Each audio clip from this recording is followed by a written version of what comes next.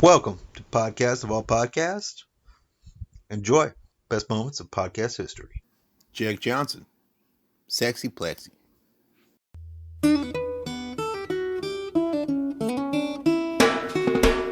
Sexy, sexy, made up of Plexi disaster. Pushing and pulling, conservative rolling. Unlike plastic, easier to see through. Just like glass with no ring. Softer and sadder you sing. Sexy, sexy, do your thing.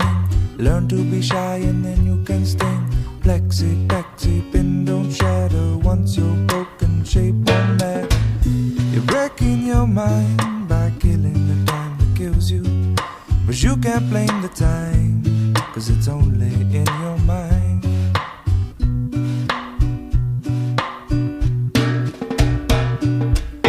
Quickly go and then you'll know it's such an awkward show to see. And everyone you wanted to know and everyone you wanted to meet have all gone away.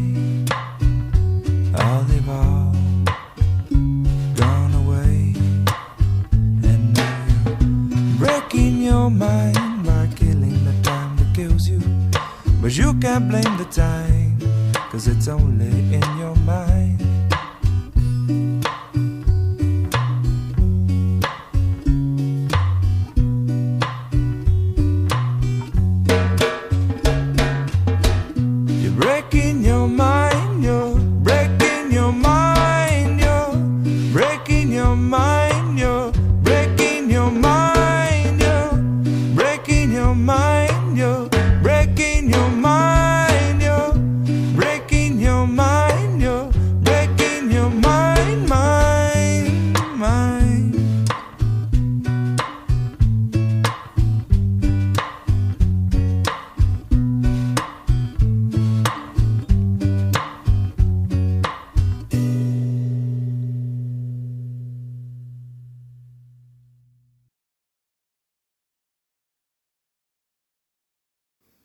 Bill Burr with Les Claypool.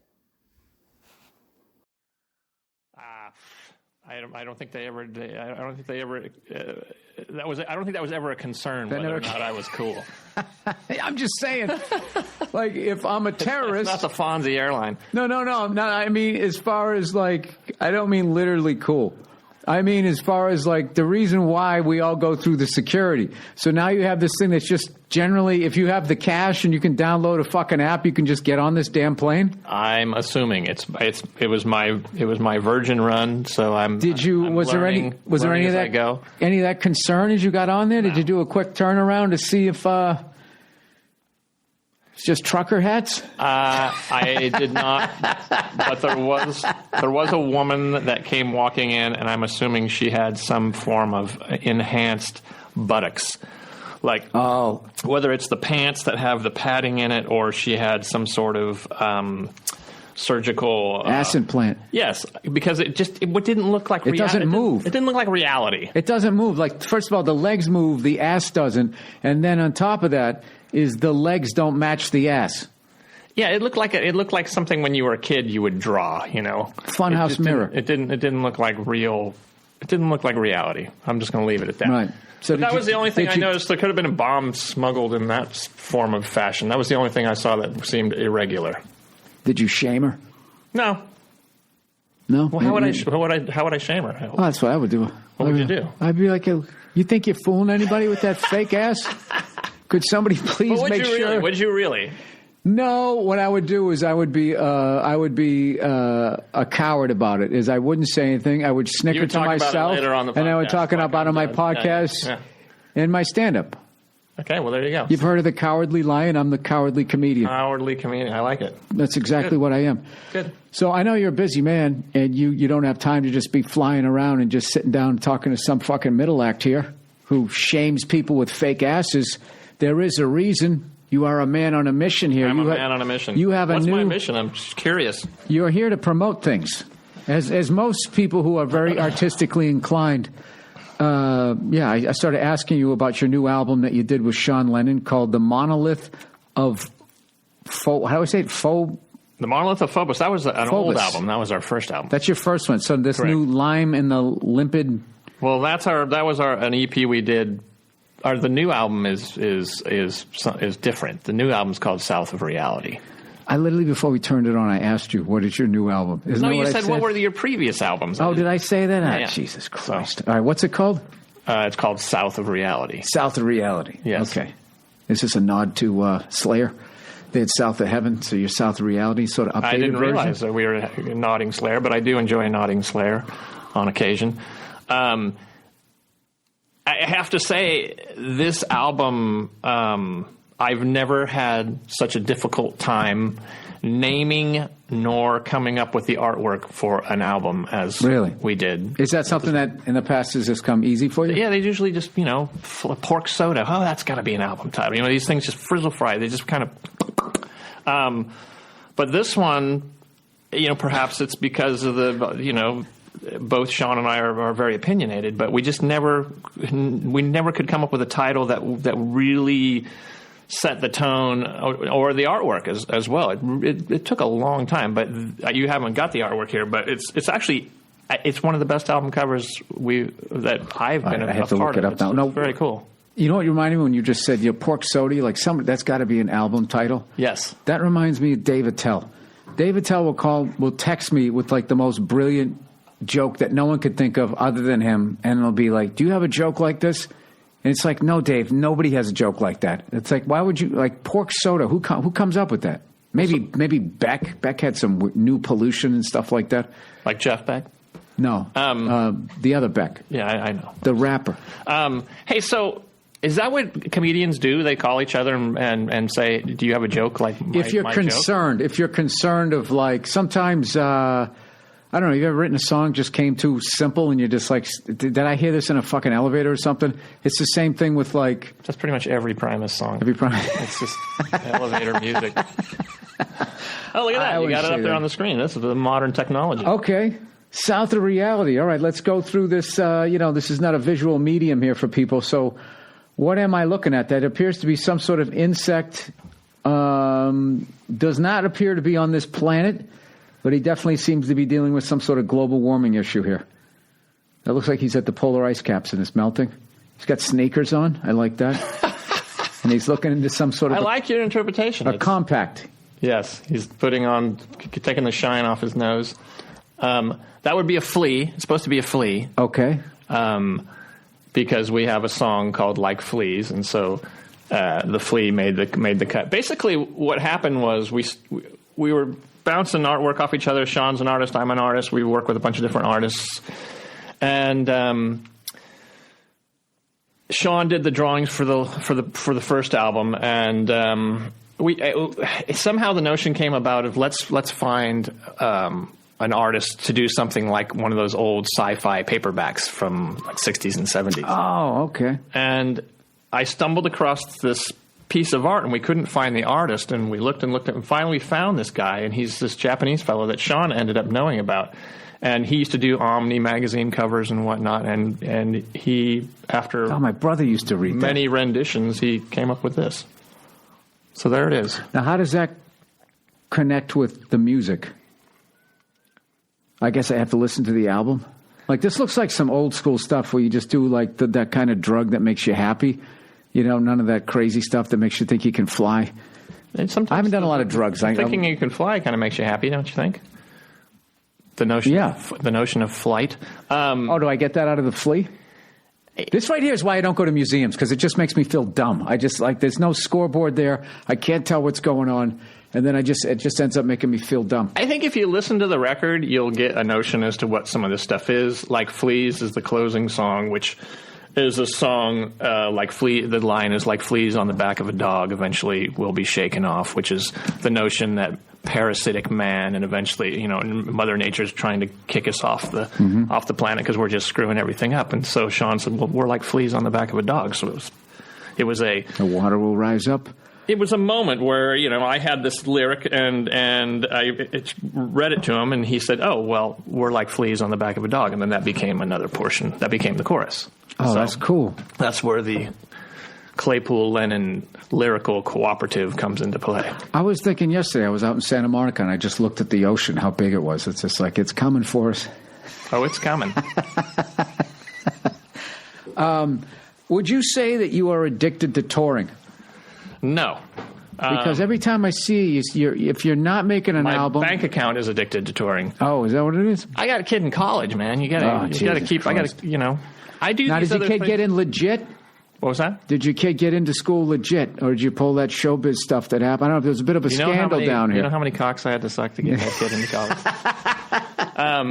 Well, he earned No, it. he then. got in legit. What? We're not dealing with chimps here. He's. Well, I wasn't sure if you photoshopped his head onto like a What, great. what were you saying? So, people? Oh, you're talking about the latest thing where people I are didn't. paying. Yeah, you didn't. Hear, so there was a. Yeah, I mean, there was some Hollywood celebrities that got in trouble. They were photoshopping their non-athletic kid's head on top of like some sort of roided up guy. And then the football coach would be in on it, being like, hey, here's a great new, you think like a white kid, put it on some Samoan kid's body, torso or something. And next thing you know, he's the starting linebacker, allegedly, potential for the USC Trojans. see, I should have done that because he's going to an art college, so there's no sports whatsoever there. But just the notion that we could have applied that You could have element taken to those it. Salvador Dali weird mustaches and the beard thing and just photoshopped it onto his face, and they'd be like, "Wow, look how creative this Yeah, kid look, is." he's trying to get in on a sports scholarship to a school that has no sports. No, he's an artist. He's going to Laguna College of Art and Design. He's learning to make video games. He's been into it since he was like 14. He's that's been cool. taking courses in the summertime at Cal and Stanford and whatnot. He's all about it. That's his whole Oh, world. so you're out here hustling. Look at you being a great dad, making sure his dream comes true. I'm a good dad. You are. There you go. You One of took- my better. wasn't It's sure. one of my better accomplishments. I wasn't sure how you were going to take the compliment. A lot of people can't take compliments. I'll take that compliment. I take pride in what I've done with my kids. I'm a good goddamn I'm father. a damn good father. Are you going I to only be? put 3 cigarettes out on their foreheads. Well, you got to make a statement. You got to let them know who's in charge. Got to set those parameters. You set the tone. Are we going to be seeing the tour bus on this? You doing a run right now? You doing some dates? Or are we just promoting the album? I was just told to come down here and talk to Billington it? Von Birmingham, and here I am. Yeah, I have friends down here. I just kind of pop down here, just come to say howdy. And, okay. But I know we have a record, and we're Okay. getting ready to go on tour. The record's new. We did Colbert last week before. We're out there. Oh, so you're slumming it today. We're out there starting to shake hands and kiss babies and all that whatnot. So the press tour is starting to wind down now that you're on my. You're starting to do podcasts. I think it's all winding up. I think this is the beginning. We're about to start touring. And the thing is this year was supposed to be mellow because last year was a big Primus year. We did Yeah. the longest tour I've ever done in my I life. saw you guys. I saw you in Austin. It was incredible. Austin. At Austin City Limits. I absolutely love that show. And 3 times in my life, I was supposed to see you, and some BS came up in my business, and I wasn't able to go. 3 fucking times. And finally, our paths crossed on the road, and I was able to see you guys in Austin. I performed some dump the night before, then I went to the beautiful place you guys were at, and I got to see the show, and it was absolutely incredible. Like the way you... I don't know, all the stuff that you do, the way you put together the music with the visual, it's just a whole experience that makes me wish I had tried psychedelics at some point in my life. So you've never tried psychedelics at any point in your life? I've always been like a late bloomer. So I figure I'll try. You didn't do the thing with your cousins where you'd hold your breath, hyperventilate, and then they squeeze you until you pass out and smack your head on the ground. And none of that No, stuff. I did see some kids at school. There was this big thing. Like, we didn't understand how the body worked, so... We thought this was amazing, that basically you'd sit there and someone would grab both your jugulars, either side of your neck, and just squeeze them. Holy mackerel. Yeah, and kids were just falling over. And Where did you grow up? The suburbs of Boston. Ah. It was the 80s. Like, there wasn't a lot of information that out didn't there. come to my neighborhood. Yeah, so We went straight to methamphetamine. Oh, you did? Well, I didn't, but You went to... Oh, yeah. Well, maybe a little I figure... bit. I tried weed for the first time when I was like almost 40. So Shane Gillis and Matt Sponder. Pretentious? Yeah, I just don't like it. Plug in. You fucking Luddites. Plug in, you goddamn We'll Luddites. never hear, dude. Fuck you guys. True, they might though. Some of the boys out in Amish. On Rumspringas? Out, yeah. Yeah, that's true. Shout out to everyone on Rumspringa, dude. Yeah, stay out. Honestly, dude, I was reading an article about... You ever hear of SPXX Church? No. So they're like... And I think I'm saying that right. They're old school Catholics who are like, they're kind of Amish in like terms of like they're forming like close knit communities out in like the Midwest, and it's like they'll take over a town and just revamp it, and everyone's on a 1950s lifestyle fetish. To where it's like you go there, yeah, it's like literally wife and kids, the wives stay like pretty much all the wives stay at home. Church, they go back to Catholicism before the what was the council that like when they backpedal a little. Yeah, they're when like, they took it easy with the Latin and stuff. They're like, Yeah. we don't need to do this in Latin. They're like full force on all of it, and they live like that. They take over the town center, and like apparently everything's like you go there and it's like thriving. But like, dude, like girls aren't like there. There was the boys basketball team. There's a female referee, and they were like, we're not. The game got canceled. No. Yeah, the game got canceled because they were like, there's boys out here. They're gonna be like running around. They're not gonna be able to focus on the game. Hard. It wasn't even rock hard. It was like they can't give it their all if they're worried about bumping into a female referee out of respect because they're so respectful. They're going to be, oh, excuse me, ma'am, and like they would be like real cautious around the lady That's referee. no. Swear to God, it was in fucking Atlantic. They refused, according to the reporter, they refused to play because they were like, it'd be kind of disrespectful to be like running up and down real fast around this girl. We might spook her. All right, But sick. people are flocking out. Apparently, it's doing pretty well. That's where we should build a studio. Out in SPX. We should set up shop SPXX. out there and be like, yes, dude, women, you need to cover your head at mass. The whole mass needs to be in Latin. The priest faces the other way. I'm pretty sure in a they Latin go. mass. I'm pretty sure they're full back to it, but they also there's the other thing too when like the church backpedaled on like how like they're like being gay is not that big of a deal. They're like we're going back to like no, No, it's a pretty big deal. yeah they're like no you can't Yeah. no being gay, and like the same thing with like the town pool apparently got shut down because they didn't want the boys to see the girls in like bathing suits and shit. Yeah. So it's pretty legit. I like that. But they Yeah, use, shut it down, they dude. use electricity. They use everything. But they're just like you go to it just look like a normal town, but you have people in there and they're fucking And they're whack jobs, like dude. old school Catholic. Dude, they have a picture of the dude and his family, him and his 6 kids. They're going to end up bringing back the Klan out there. Someone's going to be like, we need to fuck these Catholics up again. Ooh. You know what I mean? They're going to instill some other town to be like, what if we go back too? Remember what we were doing?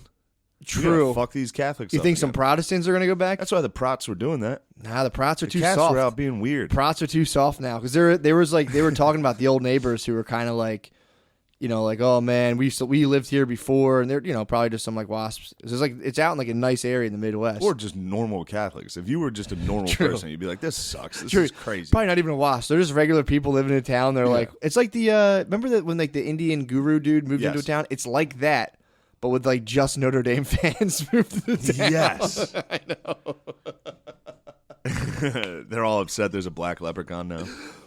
I don't know. They No, never. I think racially, I'm sure they're great. Because that was never really instilled in any teaching. True. So, I like- mean, yeah. If you got down with it, I'm sure, but I don't know. It's hard to say. I think No, but in the 50s, Catholics were like pro civil rights. okay So like if they're like Notre Dame was like at the front of that. at the forefront. Yeah, they were fighting the Klan, dude. I mean, if you went down there and you were just like super respectful, they would probably be pretty cool about it. I'm guessing, but there's Yeah. also that same personality type that's being like, we gotta revoke the Vatican II. Yeah. I would suspect would just be like You would the imagine. one black family that might be fucking like squeezing his forehead in church, like what the fuck is this? But again, I don't know, dude. These people might be on. I don't know. It's like anything else. Half would probably there'd be some eyebrows wiggling where they're like, I don't know. It's either I'm gonna check his taxes. I don't know if I like it. What sport does he play? How did he get out here? What's he doing out here?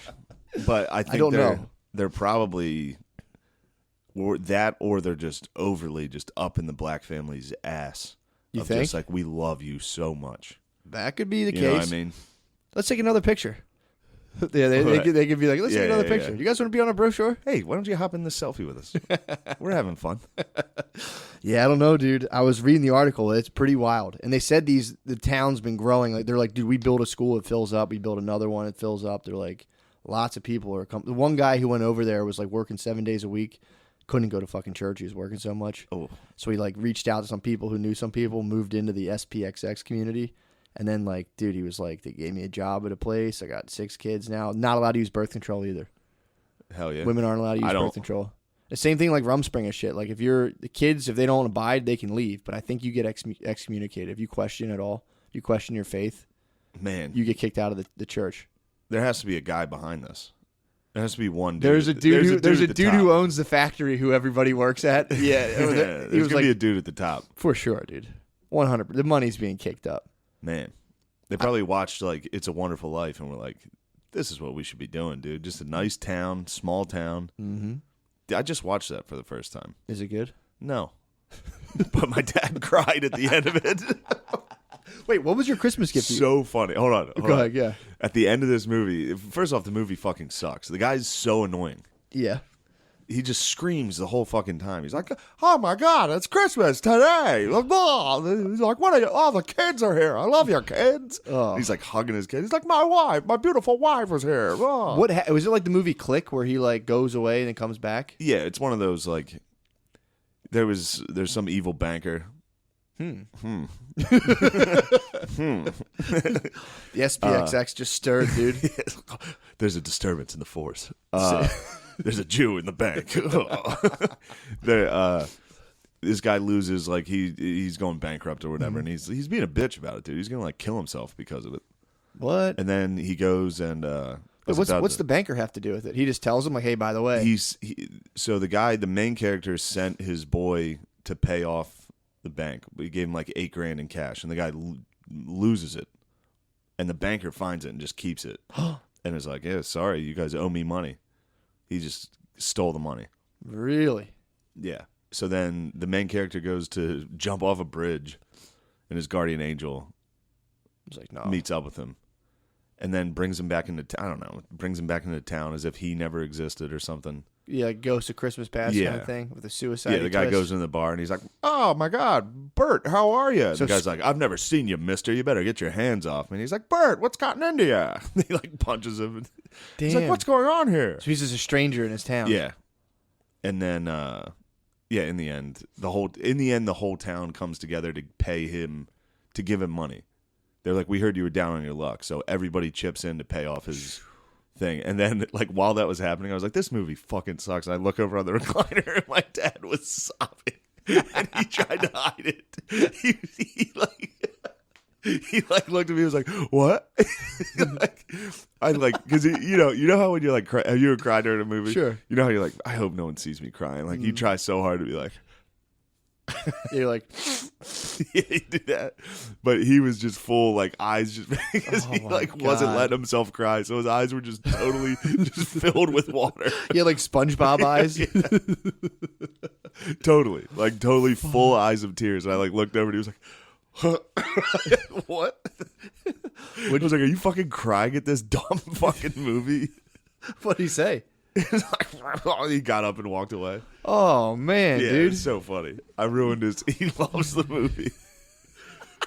Probably has sentimental value. He grew up watching it. Sure. But It was good fun. you could ruin that for It was him. fun to like look over at the couch and be like, "You're fucking gay, dude. What's wrong with you?" Yeah. Then I cried during an Apple commercial later that day. Did you really? And I was like, "All right, I see where I get it." Well, what commercial was it? We talked about it. It's a commercial where this granddaughter makes a slideshow for her grandpa on an iPad where her dead grandma, his wife, man, is that'll get you. at the family table. Dead And they play like the up music.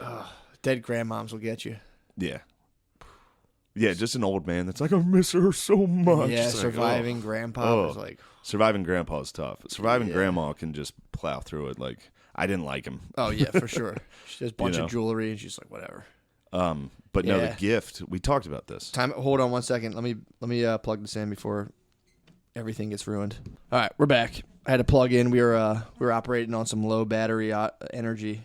Did not want to just have something just slip into total Yeah. the void.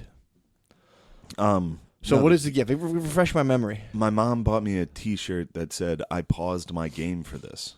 You didn't tell me this, dude. I was probably ashamed. It's one of the most shameful gifts I've ever received. That's a nice dub T was fucking gift. I couldn't believe she got me that.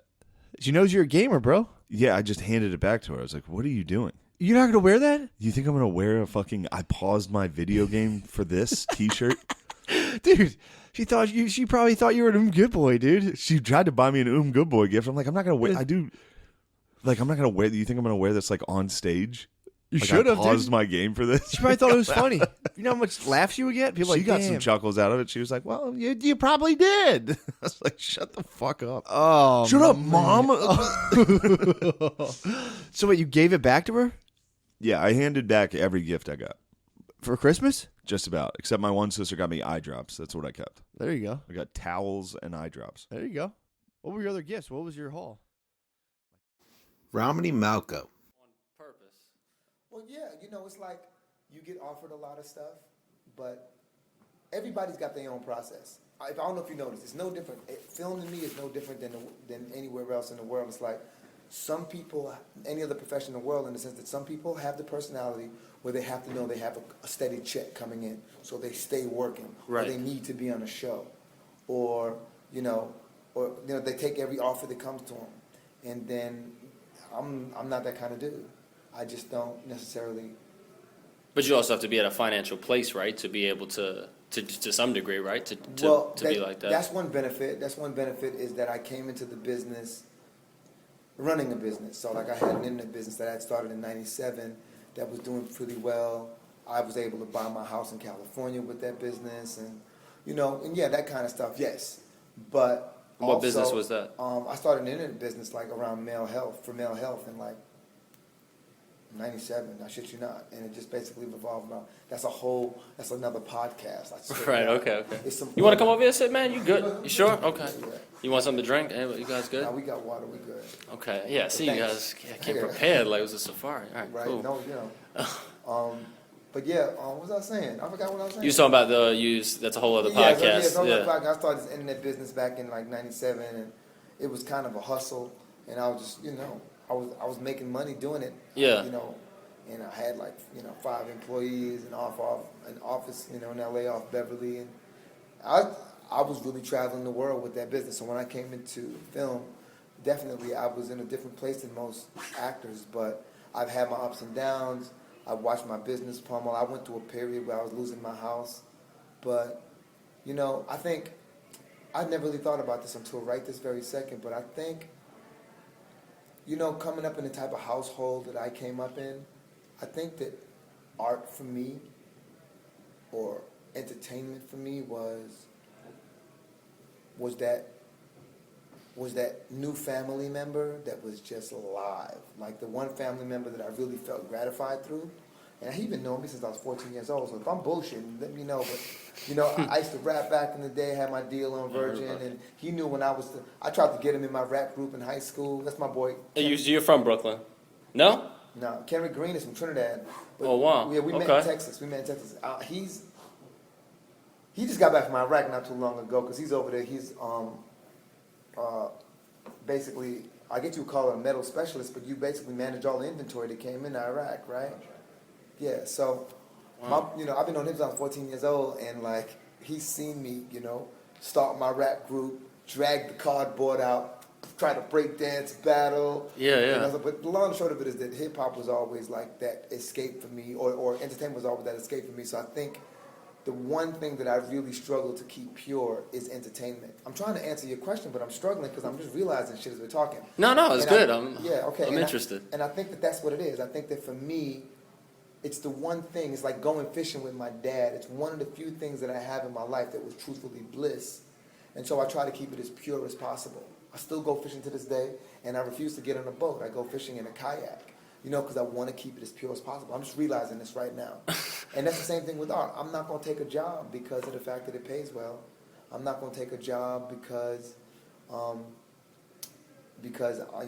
it's going to make me famous. I really try to take the jobs that I can do the best in. Right. And unfortunately, that sometimes boils down to one job every year or one job every 2 years.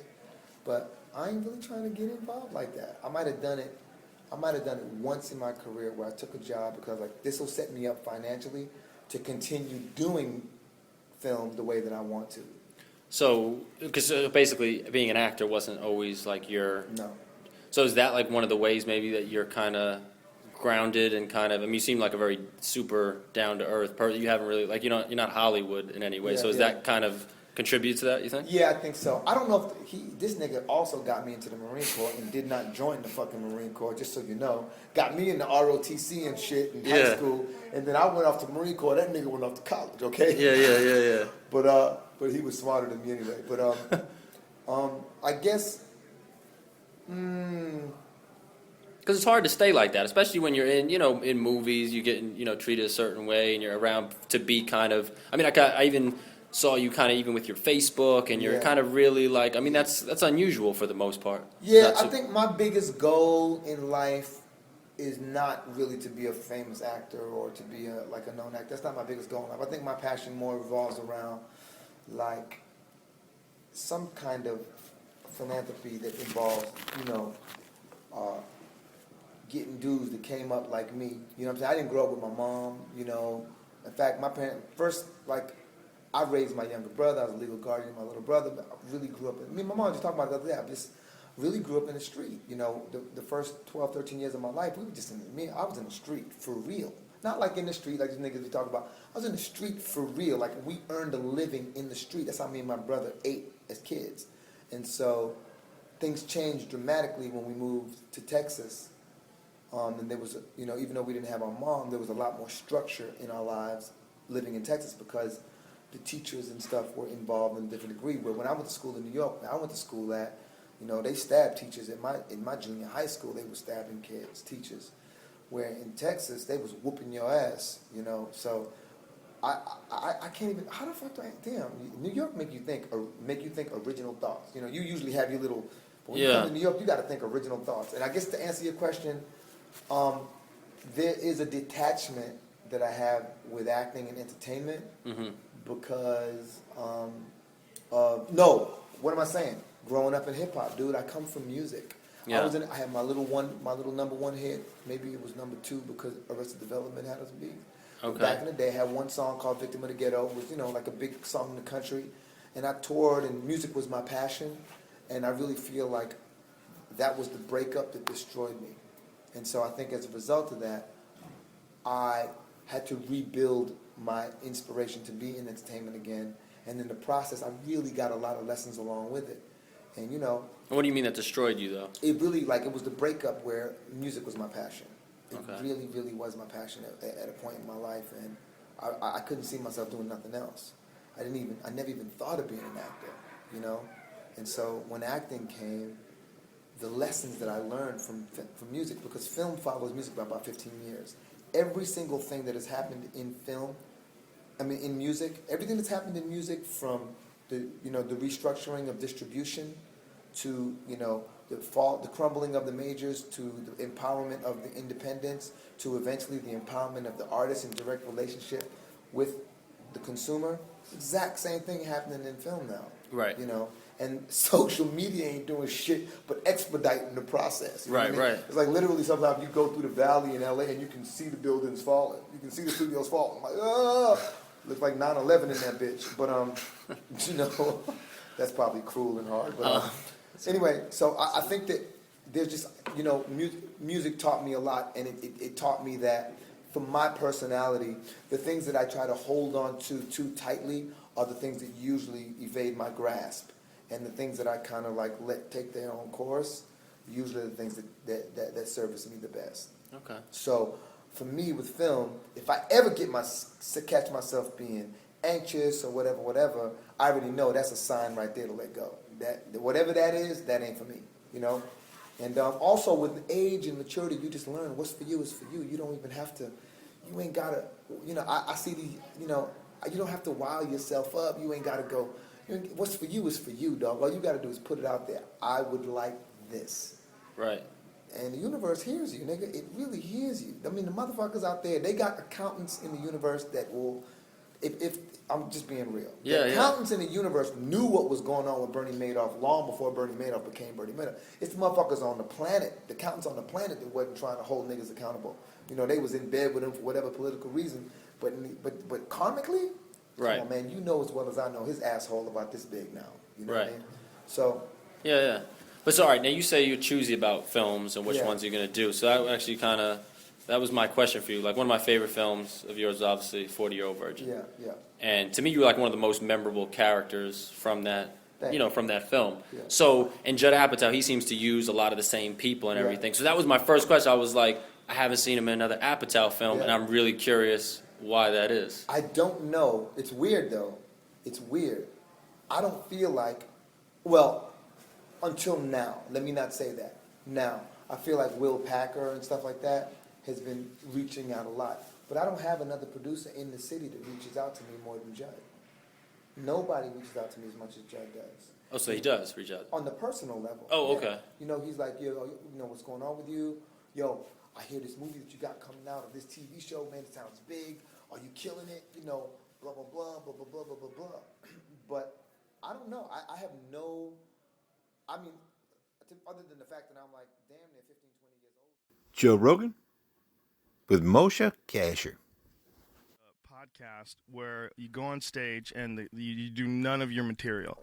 You go on stage and the audience will yell out topics and you just riff from there and try to do a whole set based on their suggestions. That sounds like exactly in my wheelhouse. Yeah. It's my sweet spot. What's the difference between set list? Is that where they write it down on a wall or set something list, like that? it's on a screen. No. They put it up on a screen. Like you're on stage, you know, they introduce you, you go out there, you say hi to everybody, and then there's a little screen, and on the screen is like he had a great one. It was I fuck the elderly so that you don't have to. And he went into this great he's right here. This fucking guy. Well, this really hilarious thing about how, you know, he was working with Milton Berle back in the 20s. That was his catch line. He would say, I fuck the elderly, and the audience would go, so you don't have to. It was really funny, man. I really enjoyed it. Appreciate it. I really enjoyed it, man. It's you know, I've heard about you for a while, you know, so it was nice to meet you when we did that Ari Shaffir show. This is not happening. You were very funny that evening as well. Oh, thank you very much, sir. It's true, though. It's true. Thank you. Yeah, that's I just I love that all there's still comics out there that I haven't met. They're still hilarious. Like I still never met Big J Okerson. He is hilarious. Keep hearing great things about him. He was there that night. Yeah, I didn't get a chance to like sit down and talk to him. And then I didn't meet. Well, I've met him, but Junior Stopka. I've never hung out with him. I need to hang out with that dude looks. I've never met him. He looks like a serial killer, though. Nah, he looks awesome. I love his look in a good way. I hope you don't take offense, Junior. Do you like the way serial killers look? Yeah. Okay. Actually, when I used to have it, when I had a day job, I'm really into serial killers. I mean, like I like to like Google them and check out their vibes. And and I was I worked in a cubicle for a while, and I was Googling serial killers. And the way that it worked, I was a sign language interpreter for a long time.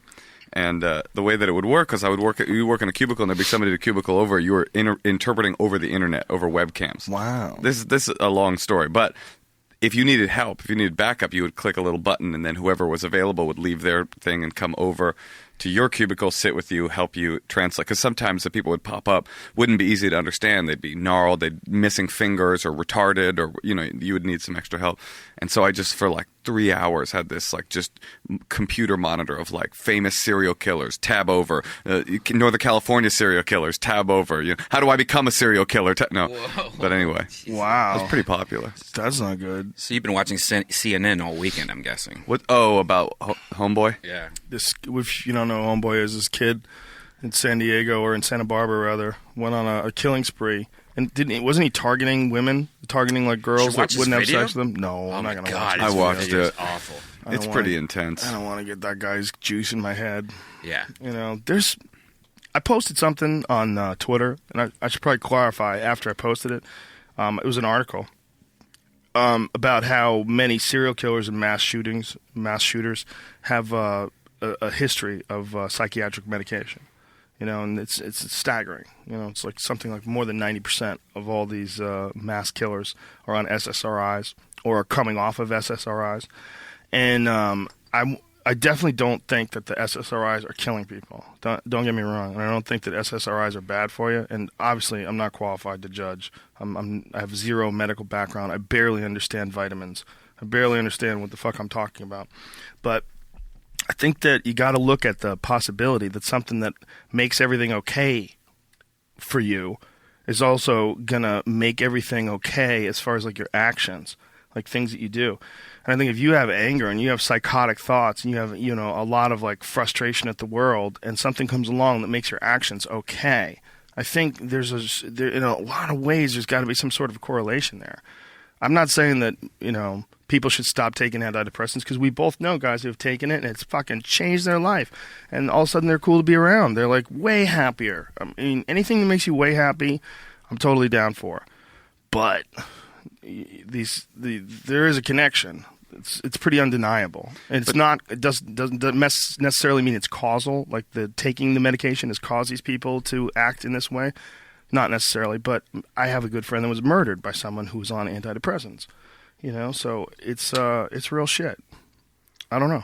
Isn't the idea it becomes a chicken or egg kind of conversation, yes, right? It because does. if you're crazy, exactly. odds are you're going to have been referred to take some SSRIs. Exactly. Have you ever been on them? No. I have. Yeah? When I was a kid, when I was a very young, when I was 12, 13 years old, I was on that stuff. Wow, that seems really young. It was really, it was a big mess. But I felt it in a bad way, sort of coursing through my body at all times. I could definitely, you can feel when you know, the finger of God is poking into your brain and kind of like mushing around, being like, well, maybe, you know what I mean? It's like you can feel your body like not responding or responding, I think. You know what I mean? Responding to the medication. Why'd they have you on it at such a young age? Well, I was like a juvenile delinquent, you know? So I was like you look like a fucking juvenile I know, delinquent. yeah, with the big swooping pompadour and stuff. If your hair was shinier, I wouldn't trust you at all. Yeah, you know, the classic unhappy youth with the big glasses. And 1950s movie. Yeah, no, I mean, I was a troubled kid. Switchblade. Leather jacket. Yeah, no, I was in the Jets. What did you do that you were troubled so much so that they wanted to put you on medication? Well, this is actually what we were talking about before. Like I went to rehab when I was like 13. For 12, 13 years old, I went to I was in and out of rehab that whole time, and I got sober when I was 15. And I was on my way here listening to your episode with Aubrey DeGray. No, a different one. No, that's Aubrey Marcus. Yeah. The Aubrey ayahuasca. DeGray is the Aubrey DeGray thing. There's videos of it online. For folks who've been asking me about that. Yeah, the ayahuasca thing. Aubrey Marcus. Yeah, so it's it really made me think, like, every time I hear, and I've known about your sort of philosophical bent towards the world as psychedelics are a sort of a freedom lifesaver kind of thing. It can be. Yeah, and I was thinking, as a person that's been clean and sober that long, it's been a long time. Right. How old are you now? I'm 34. Yeah, so 20 years. So 20 years. Almost sober already. So when I hear that kind of stuff, I think to myself, like, this is unfair. Mm-hmm. That I have somehow my life path has placed me in some sort of position where these sorts of things, because I was taking mushrooms and acid when I was 12 years old. Not exactly the time when you're like looking for spiritual enlightenment. Right, you were just trying to get fucked up. Yeah. Or a hand job or something like that. You know what I mean? And I'd listen to that dude. It's undeniable, the truth of what he's saying, like that he was having this enlightenment moment. Yeah, it doesn't sound like he went to Peru to party. No, he's had several of those. It's changed him as a human. It's made him brighter. Like the feeling that you get when you're around him. I know that sounds ridiculous, but it does happen to people. Everyone has this idea in their head that if you are sober, if you're a sober person, and you've gone X amount of years, that you don't want to fall off the wagon and you don't want to get back to where you were, and it's completely understandable. I've talked to many friends that have that same sort of feeling, like they're just like you. They're like, God, I want to fucking try this. Like our friend Tate, Tate, he similar thing. Like he loved getting fucked up, and he had an issue. Like, I know Tate Fletcher. Yeah. He would do it, and he would just go off the rails. And so he's been sober for a long time. Long time. He's very disciplined, very healthy. So when he sees something like ayahuasca and all these benefits of it, it's like, damn, motherfucker. Like, you don't want to take that leap. Like, what if you're like, I'll just try it once and I'll be okay, and then you're off on the train through the woods, no rails. Well, yeah, because there's this like membrane when you're a person that doesn't do drugs. You're a sober person. There's this membrane between you and the rest of the world, and it's paper thin, but it keeps you on one side of the line. Right. You know what I mean? Yeah. And so even though you can look on the other side of the line and think, oh well, it would be fine to go to Peru or to go to some ayahuasca ceremony and take. If I could know that I would be doing that once, I would go get enlightenment or whatever is waiting for me there, come back across the line and be fine. But once you rip that membrane in two, and whether it's truth or programming, you feel like, I don't know if I could trust myself to not just stay on the other side for everything. That's interesting. Have you ever gone in for an operation or anything where they had to medicate you? Yes. Yeah. What happens then? I had my wisdom teeth out and I was put under, and then I was taking one of the saddest parts of being a person that is sober is that when you take when they give you painkillers, you take them as prescribed. And if you take them as prescribed, you're really not going to get the fun part. It's just going to take away your pain. You're like, fuck, man, I thought this was a free... Like, what kinds did they give you, though? I think I had Vicodin. I got news for you, pal. Yeah. They got you high. Oh, you mean the membrane has been split? Yeah. Yeah. If you took Vicodin, I don't care if you took it as prescribed, you got high. It didn't... I don't remember feeling... I mean, dude, I would have loved it if that were true. You just didn't get really high. Yeah. I didn't. Right? Don't you think? Like Vicodin? Let's try it. You have some ready? That shit gets you high. Well, hold on. What did I tell you about leaving that shit here? I told you, take it with you. Put it in your fucking pocket. I do not want that shit here.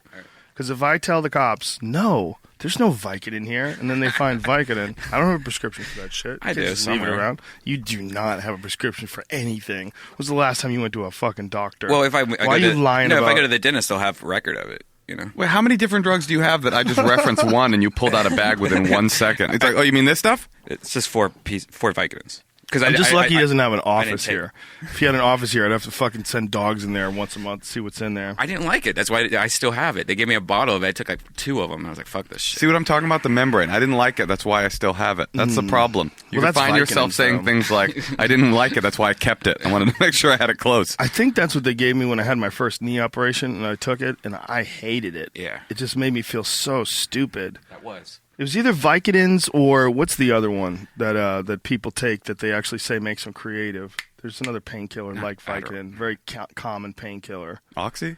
No. Oh, God. What? Percocet. That. Yeah, it's either it was either Vicodin or Percocet. Dax Shepard with Rainn Wilson. You know Kevin and Bean, right? Yep. So DJs on LA's biggest rock radio station, huge, and promoted the movie on there. And then I was driving into the office. It was like 5:12 in the morning. I'm on the 101 driving to go to shoot The Office. The weekend after the film had just bombed over Labor Day weekend. Buddy. And I'm devastated. I turn on Kevin and Bean on the radio, and they're like, okay, Kevin and Bean. They're so chirpy, really early in the morning. They're like, let's look at what happened in the movies this weekend. Hey, okay, so blah, blah, blah, blah. Open Tropic Thunder was number 1, and Step Brothers was number 2, and blah, blah, blah, blah, blah. And they're like reading down the thing. They're like, wait a minute. Didn't Rainn's movie open this weekend? Oh no! I think it did open. Well, where is it? It's not even on the. It's not on the list. Oh! It opened at number 12. It made $2.5 million. Oh my God! On 2,000 screens. Okay, Rainn. So I'm literally tears are pouring down my face.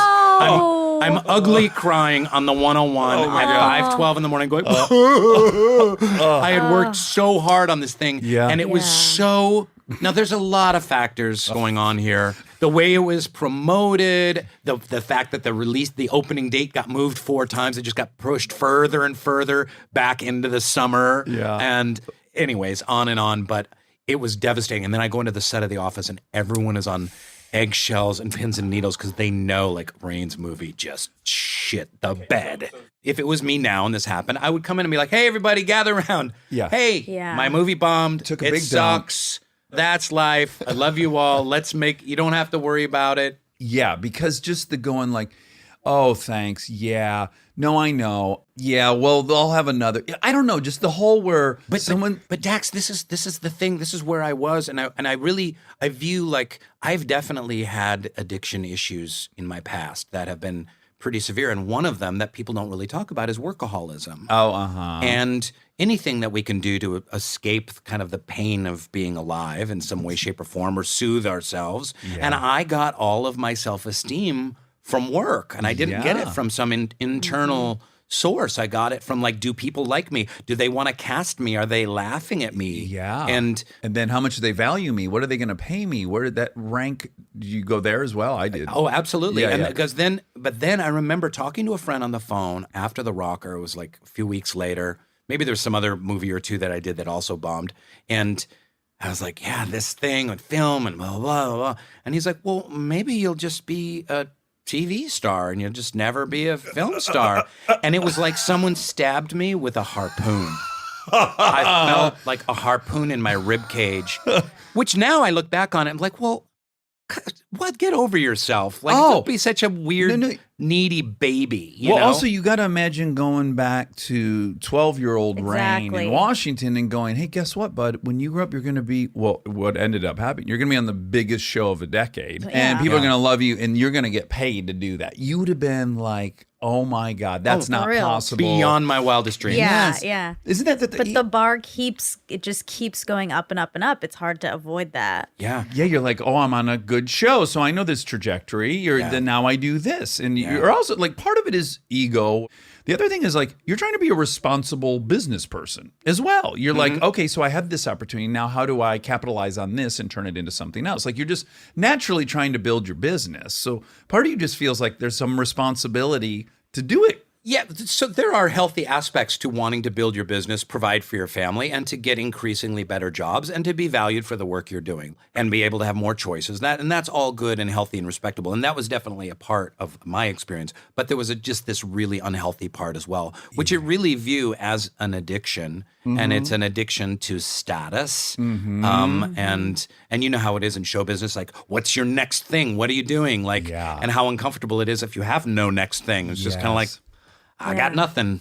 And isn't it funny that from the exterior, it's like, oh, here's Rainn Wilson, who's Emmy nominated on The Office. It's a huge show, and he's had this big acting career, and he just starred in this movie, and the movie didn't do well, but oh my God. And yet, you know, from the outside, it's like, oh, this guy he's got it made. And I was so miserable. I mean, I would say the life's big question around this, and I know you're an atheist, but for me, I would view it in terms of a spiritual journey. And it is a journey of Siddhartha. It's Siddhartha, the Buddha who had everything, who was the prince, and whose parents said they didn't want him to see or experience any suffering. And anytime he went out into the world, Siddhartha Buddha, the actual historical figure, they would hide everyone who was sick or infirm. And one day he went out and accidentally an old man got out there, and he saw this old man, and he said, why does that man look like going that? on with this person? Is he an alien? What's happening? And they're like, well, he's old. And what's old? Oh, that's when you die. What is death? And all of a sudden he was off to the spiritual races, and that's when he abandoned being a prince and went off and did all of his fasting. And what people don't know about the Buddha, too, is the reason he's fat is he went through years of starvation and like self-flagellation and mutilation. And when he achieved nirvana and understood, I don't need to physically deprive myself, he ate a big meal, and that's the fat Buddha. And he's like, you don't have to starve yourself in order to achieve spiritual enlightenment. Right. So, but in a way, that's my spiritual journey, and yours was like, and then you can go too far with that. We gluttonized ourselves and addicted ourselves with fame and status and just a unceasing craving for more, because that's the Buddhist idea, right? Like all suffering is connected to craving and to wanting of things. And I so wanted kind of status and to be wanted, and it was driving me mad. So is that the turning point after The Rocker? When did you make the decision to let all of that go? Because you don't seem to have it now. I haven't effectively let it all go. I mean, I would like to work, and I would like to have opportunities and stuff like that. But it's been a gradual process. It's been a lot of therapy, and it's been a lot of meditation and prayer and other kind of spiritual activities to let go, to realize, it's like the serenity prayer. It's like, what's in my control and what's not in my control. Yeah, and help me figure out which is which. And what's not in my control is like, a lot of people didn't want to pay to see me in a movie theater, and studio heads don't want to cast me in their movies, and big directors don't want to cast me in their movies. And that's fine. That's completely out of my control. Well, I have to take some responsibility for this happening to you. You didn't go to the Rocker, did you? No, I went actually many times because. Oh my goodness, many times. Well, I worked for a small advertising agency in Atlanta. I interned there in college. And it was a movie advertising agency, so we had all these movies, and one was The Rocker, and I was one of the people who was sent out to promote the movie. Were you 14 at the time? I Because was- you look so young. I know. And then she's old as fuck. I'm She's so 32. old. Oh. I'm 32. I was probably 19 or 20. Okay. And Can I interject for one we second? didn't Because do if a I were good him, job.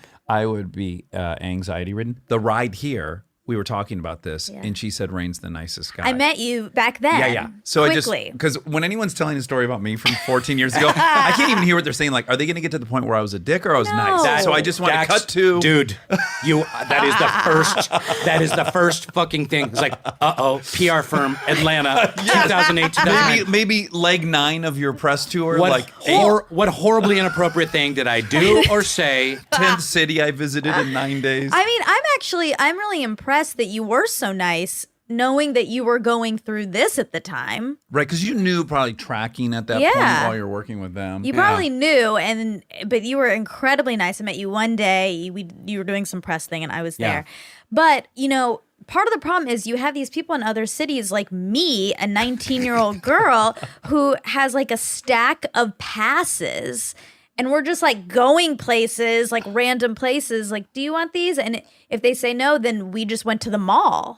These are people in charge of movie publicity. It's not great. Well, you get what you pay for. You were an intern. I know. So you kind of get what you pay for, I guess. But But she really said you were really nice. You were only the incredibly second famous person she had met. Who was the first?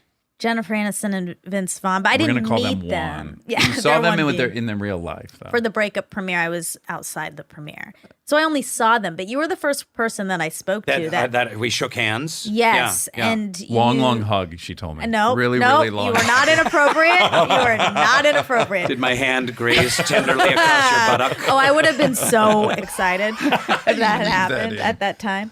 But I loved The Office so much, so it was a big deal, and you delivered. Oh.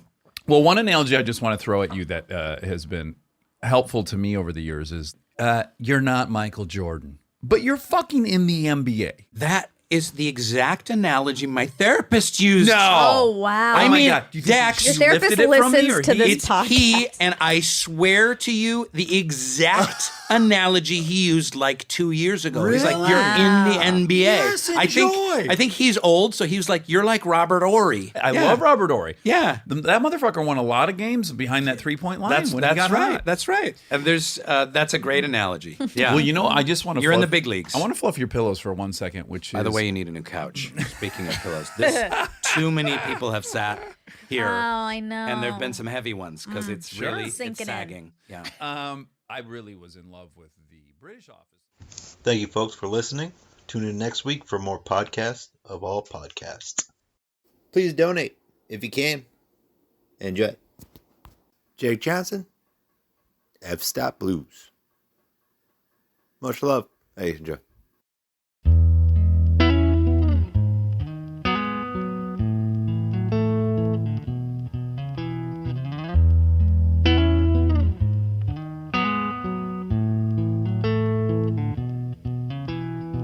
Hermit crabs and calorie shells crush beneath his feet as he comes towards you. He's waving at you.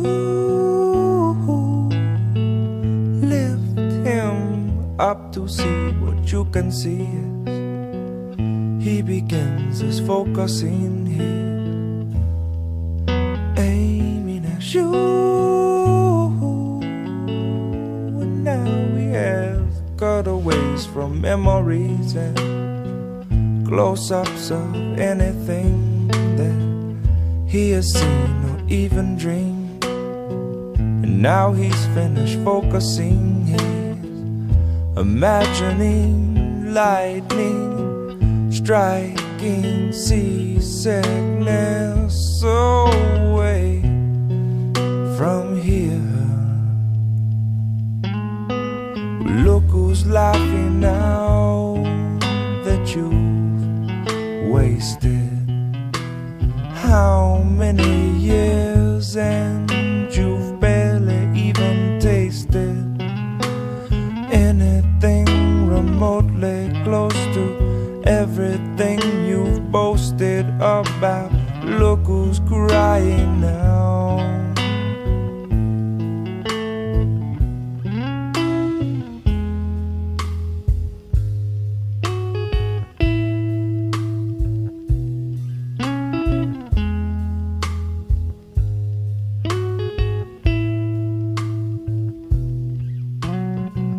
Driftwood floats after years of erosion. Incoming tide touches roots to expose them.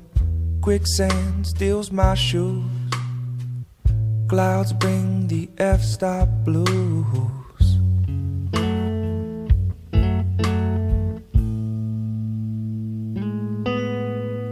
Look who's laughing now that you wasted how many years, and you've barely even tasted anything remotely close to everything you've boasted about. Look who's crying now.